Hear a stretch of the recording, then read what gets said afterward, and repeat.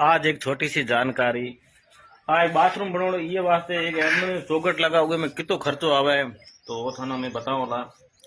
और ए मैं काले लाया था ए एल्युमिनियम जो कालू का भाव था 455 रुपया और काली तारीख थी 11 मार्च।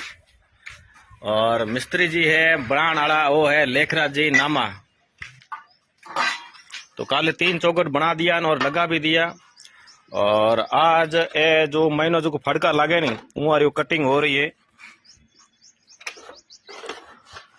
और कितो खर्चो आवेला हूँ थाने बता दी एक चौखट में। और वो आवेला अगले वीडियो में थाने बता दी कि तू खर्चो आवे है। ए छोटी सी जानकारी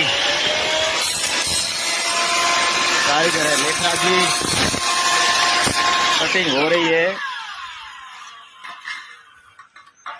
चौखट तो काले लगा दिया मैं आज जो महीना जो फड़का लागे उरी कटिंग हो रही है। ये बाद महीनो पछे प्लाई कटिंग करेला तो में कटिंग हो रही है।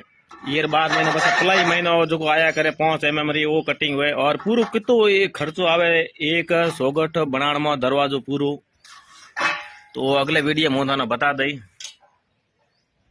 तो आज रे लिए इतरो ही।